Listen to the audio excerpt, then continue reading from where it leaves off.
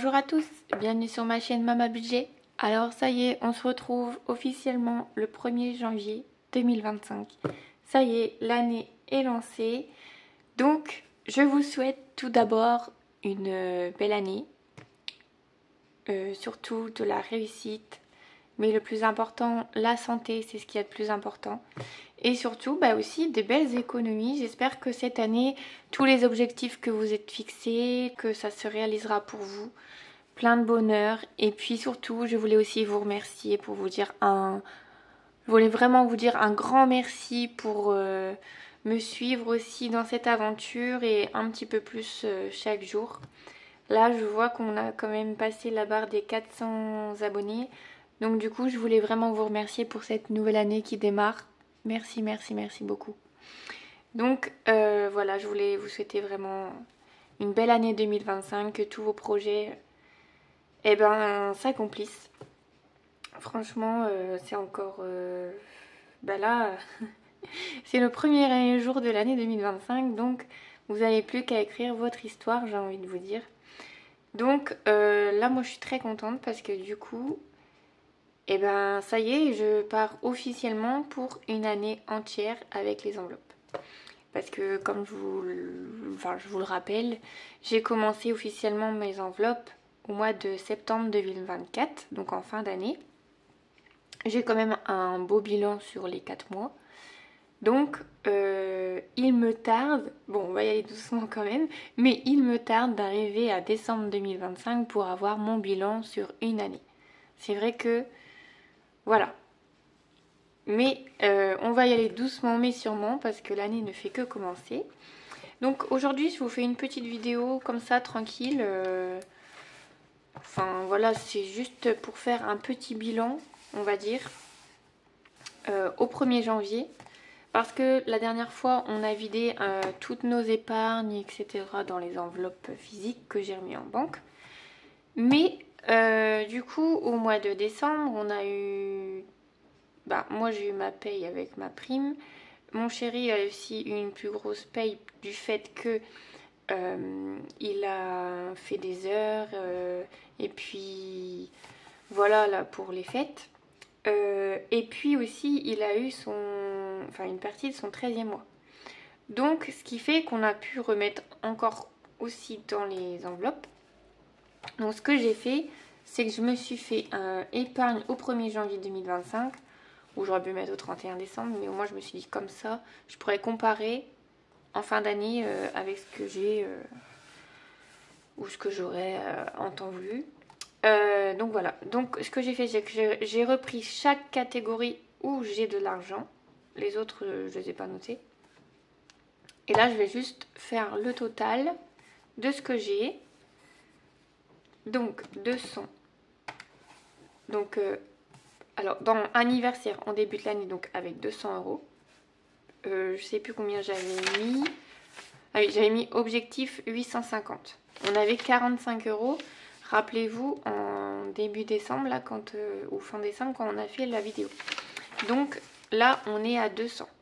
C'est quand même un peu... Enfin, c'est confortable, quoi, on va dire, pour les débuts d'année. Dans les charges copro, ça n'a pas bougé. On est toujours à 100 €. Objectif 500. Donc le coiffeur, je ne l'avais pas mis dans mes objectifs ici, mais du coup je suis à 50 €. Le contrôle technique, alors le contrôle technique, on a pour objectif 80 €. Nous avons 10, on est toujours à 10. Alors le contrôle technique, on a le temps. Je vais mettre 80 € étalés sur l'année, mais c'est pas avant, je crois, l'année prochaine ou dans 2 ans, je sais plus. Donc on a le temps. Pour l'électricité, donc on est à 200. Là, l'électricité, j'ai mis objectif 500. Donc objectif 500, c'était vraiment pour être confortable.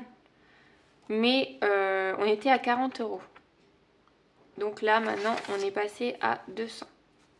Donc là, c'est vraiment 500 € pour être confortable. Mais si on a 300, c'est déjà bien. J'espère qu'elle fera pas plus de 300 déjà, la facture, mais... Avec tout ce qui augmente, j'ai envie de dire, j'ai un peu peur de la surprise, donc je préfère voir plus large. Donc pour l'électricité, ok. Donc pour l'épargne, on est à 30 €. Donc l'épargne, ça n'a pas bougé. L'épargne, on est... Alors j'ai mis objectif 1000 € et on était à 30 et on est toujours à 30. Donc ça c'est pareil, ça sera les objectifs de l'année. Pour les événements, j'ai mis 70 €. Donc événements, je crois qu'on était à 0, c'est ça. Donc événements, donc objectif 600 et on était à 0. Donc là j'ai mis 70 € puisque il va y avoir la Saint-Valentin, le carnaval, la fête des grands-mères je crois. Enfin il y a quand même quelques petites fêtes là on va dire en début d'année. Donc j'ai quand même commencé à mettre dedans. Ensuite, le fonds d'urgence, 100 €, ça n'a pas bougé. Objectif 1000 € et on était bien à 100 €. Pour le permis de ma fille, donc c'est toujours 20 €. Donc j'ai mis un objectif de... attendez, là. J'ai mis un objectif de 100 € par an. Et je me dis que c'est déjà très bien, petit à petit. Donc là, il y avait déjà 20 € et on est toujours sur 20 €. Ensuite, la santé, je crois qu'il n'y avait rien, je n'avais pas noté. Oui, si. Donc, objectif 400 € dans la santé et il n'y avait rien. Donc là, j'ai mis 30 €. Shopping, je crois pas que shopping... Je l'avais noté, non, je l'ai pas... Ah si, il est là. Objectif, donc 900 € et il n'y avait rien. Donc là, on a 25 €. Pour la voiture, la voiture, on est toujours à 20 €.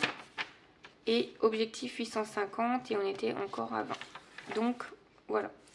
Et la tirelire en bois. Ça c'est ça que j'ai pas dû marquer. Non. Parce que ça c'est la tirelire qui est là. Donc là sur la tirelire c'est un objectif de 1000 € et on a 50 €. Donc là au total nous avons 905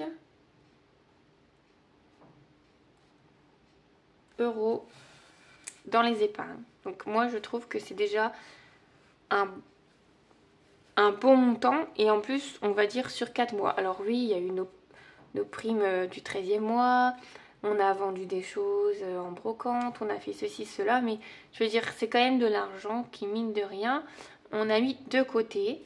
C'est pas de l'argent qui est parti... je sais pas, moi, vous touchez votre 13e mois, vous avez 500 €, vous êtes à découvert. Au final, vous vous retrouvez avec un peu moins de découvert, mais au final, vous profitez pas de cet argent. Enfin, ou alors, vous allez vous acheter un truc ou deux, et puis voilà, vous creusez peut-être des fois encore plus votre découvert, parce qu'au final, vous dites, j'ai eu de l'argent, je peux pas en profiter, mais vous voulez en profiter. Enfin, voilà. Donc là, je me dis, c'est quand même de l'argent qu'on a quand même mis en épargne.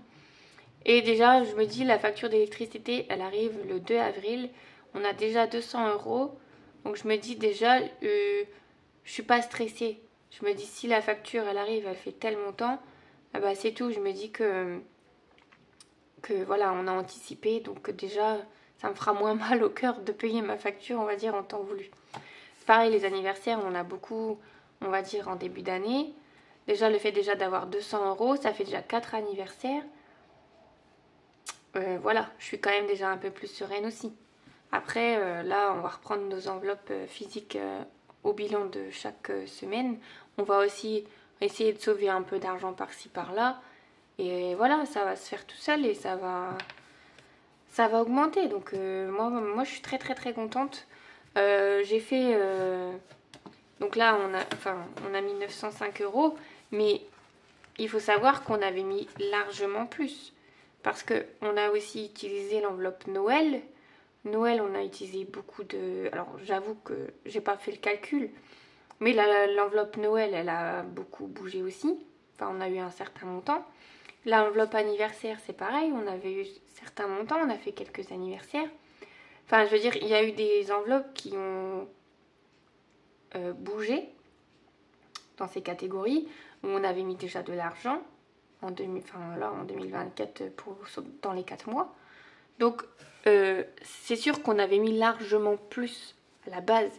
Moi j'essaye de faire un bilan comme ça, mais après sur 4 mois c'est pas évident de faire un bilan que plutôt que sur une année pleine. Et puis quand c'est des catégories qui bougent, comme anniversaire, coiffeur, enfin, quand c'est des enveloppes qui bougent, où on met, on enlève, on met, on enlève, ben forcément c'est... Voilà, j'ai pas forcément noté tout ce que j'avais mis comme ça, mais je sais qu'à la base, on avait mis largement plus. Là, on a 905, c'est ce qui nous reste actuellement dans nos enveloppes. Donc, en fait, je me dis que sur 4 mois, on a fait quand même un beau bilan. Donc, je me dis, sur une année complète, il me tarde de voir le bilan sur une année complète. Parce que je me dis que ça va être, ça va être bien, quoi. Ça va être top. Donc, il faut continuer à être dans cette rigueur. Il faut continuer à faire attention comme ça. Et puis voilà, de toute façon, il n'y a que ça... Il n'y a que ça qui fonctionne, j'ai envie de dire. C'est vrai que cette méthode-là, elle est vraiment top. Moi, personnellement, c'est vrai que il faut de la rigueur, hein, parce que voilà, il faut s'en tenir à un budget, il faut faire ci. Des fois, c'est vrai qu'on a nos petites crises où voilà, on veut dépenser un peu, on veut se faire plaisir. Mais il faut pas avoir cette sensation quand même d'être frustré ou voilà. Il faut aussi se faire plaisir quand même de temps en temps. Mais cette méthode, franchement, elle est bien. Alors c'est sûr, ça a été long à mettre en place parce que on avait découvert un peu plus important, on avait ceci, on avait cela. Mais en fait, là, au jour d'aujourd'hui, il y a quand même du mieux. Enfin, je veux dire, je clôture l'année 2024. Moi, mon découvert à moi, il est soldé.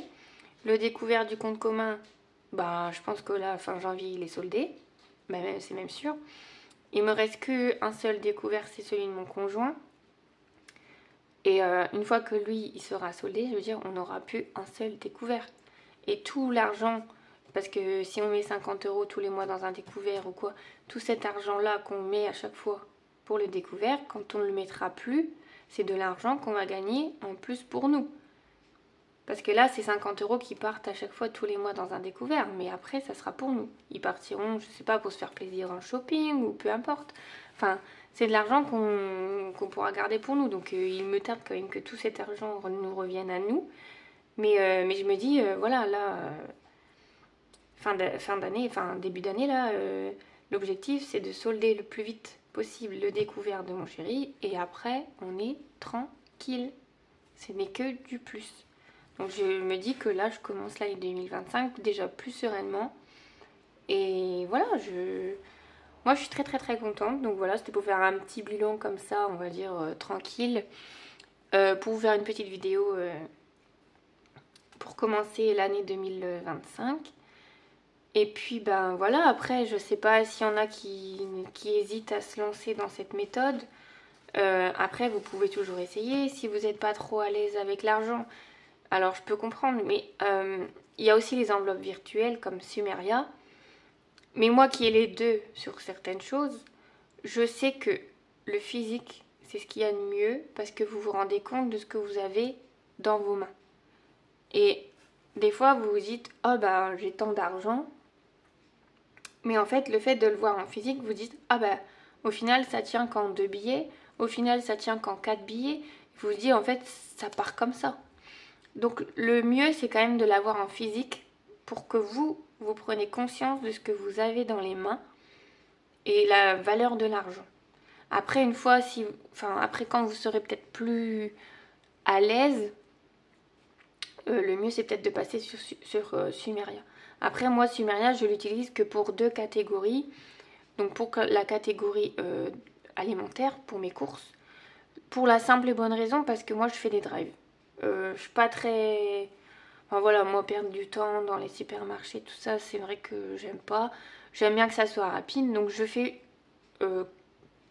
à 100% ou alors à 95% mes courses sur les drives. Donc il fallait à chaque fois que je reprenne de l'argent dans mes enveloppes, que je remette en banque. Franchement, c'était trop de manipulation. Je me dis, voilà. Donc le mieux, pour moi, ce qui me convient le mieux, c'est de mettre l'argent dans une enveloppe Sumeria. Donc je mets directement, par exemple c'est 100 € par semaine, donc sur 4 semaines ça me fait 400 €. Je mets directement les 400, dès que j'ai ma paye, je mets 400 € directement sur ma catégorie, donc courses dans cette enveloppe. Et à chaque fois que je fais mon drive, je me vise maximum 100 € par semaine. Et ben, on arrive à s'en tenir comme ça. Et puis voilà, donc je me dis 100 € par semaine, c'est largement faisable. Des fois, je sais pas, j'essaye de me dire, bon, bah, je vais prendre ça parce que ci ou parce que ça. Après, je me dis, est-ce que j'en ai vraiment réellement besoin cette semaine? Et des fois, j'en ai pas vraiment besoin. Donc, je l'enlève. Et je me dis, bah, c'est tout, je l'achèterai la semaine suivante. Après, il y a toujours une plus grosse semaine dans le mois, on va dire pour nous. Mais il y a certaines choses, je les étale sur plusieurs semaines. Je me dis si ça, il me reste encore, ou si ça... Enfin, j'essaie de varier en fonction. Je fais mes menus déjà. Le fait de faire des menus, c'est économique parce que du coup... Bon alors, quand on est en vacances, j'avoue qu'on n'en fait pas spécialement, on relâche un peu. Par contre, quand c'est la semaine où on travaille, on fait nos menus à la semaine. Et donc du coup, c'est beaucoup plus économique. Vous achetez que ce que vous avez besoin. Vous faites en fonction de ce que vous avez dans les placards. Donc forcément, c'est plus économique. Et après, il y a certaines choses, bah, j'étale. Par exemple, je sais pas, j'achète du produit vaisselle. Je me dis, bon, j'en ai assez pour finir la semaine, je peux le mettre dans la semaine prochaine. Ou les croquettes des chats, j'arrive aux moitié du paquet. Là, j'ai déjà acheté, je sais pas, un truc vachement plus cher. Je me dis, bon, bah, ils en ont encore pour la fin de semaine. Je les achète au drive du début de semaine. Enfin, vous voyez, j'essaye d'étaler, en gros, les dépenses pour pas avoir de... pour pas dépasser certaines semaines. Mais je me dis là, 100 € par semaine à tous les trois, c'est largement faisable. Après, moi, les choses qui coûtent le plus cher pour la petite, c'est les couches. Après, les repas, elle mange exactement comme nous. Donc, quand on fait un plat, il y en a pour elle, il y en a pour nous. Enfin, je veux dire, voilà. Ça ne coûte pas plus cher. Les yaourts, maintenant, j'en achète plus. Je les fais maison. Peut-être ça coûte peut-être un chouïa plus cher, je sais pas. Mais c'est beaucoup plus meilleur pour elle comme pour nous. Je sais ce qu'il y a dedans et franchement, elle adore et nous aussi. Après, des fois, je varie aussi. Je fais des crèmes dessert. Enfin, voilà, on fait des gâteaux maison. Enfin, on essaie de faire quand même des choses un peu maison aussi. Parce que voilà, c'est aussi meilleur. C'est économique certaines fois. Et voilà. Donc après, c'est sûr que voilà, il faut faire un petit peu certaines choses et tout, mais on s'en sort et c'est comme ça. Après, moi je suis bien contente en tout cas de cette méthode. Parce que vraiment, je pense que, enfin, je vais être honnête aussi avec vous, et je pense que le fait de m'être lancée sur YouTube en faisant des vidéos, c'est ce qui fait que je garde aussi cette rigueur et cette discipline en fait tous les mois. Parce que si j'avais pas fait les vidéos, et c'est pour ça aussi un peu que je me suis lancée, c'est que j'aurais peut-être lâché au bout d'un moment et j'aurais peut-être dit ouais bon bah... Enfin, j'aurais repris un peu mes vieux travers. Et peut-être qu'un mois sur deux, je me serais dit allez, là je fais attention, ou là je me fais plaisir, ou si j'ai envie de m'acheter ça. Enfin voilà. Moi je me suis lancée parce que je me suis dit que bah, c'était aussi pour garder cette rigueur et maintenant bah du coup à force bah c'est comme ça quoi, je veux dire c'est mon quotidien et tout, mais ça m'inculque aussi la valeur de l'argent, la rigueur et tout quoi. Donc je suis bien contente aussi de m'être lancée sur ça. Donc ceux qui hésitent, bah, n'hésitez pas à vous lancer. Ça va être peut-être compliqué forcément de changer du tout au tout, hein, parce que forcément quand on est aussi shopping addict, on a tendance à faire les CB, les CB, les CB. Je peux comprendre que voilà, ça va être un petit changement. Mais vous vous dites, chaque semaine j'ai un montant pour me faire plaisir, et puis vous vous faites plaisir toutes les semaines avec le montant que vous êtes accordé. Mais la meilleure chose à faire, c'est quand même de se lancer, parce que bah, le résultat est tout simplement au top quoi. Donc là, moi il me tarde de voir le résultat sur une année complète comme je vous dis. Donc voilà, donc c'était une petite vidéo tranquillou là pour vous faire cette petite ce petit bilan on va dire. Donc voilà, et puis on va se retrouver On va se retrouver, je pense, ce week-end. Parce que là, du coup, je vous ai fait le remplissage, il me semble, jeudi ou vendredi. Donc c'est un peu décalé. Au final, j'avais compté 5 semaines, mais j'ai l'impression que j'ai perdu une semaine à pas faire grand-chose. Donc je sais pas trop si ça va beaucoup me décaler, mais bon, c'est tout, c'est pas grave. Avec les fêtes, j'avoue qu'on n'a pas fait grand-chose.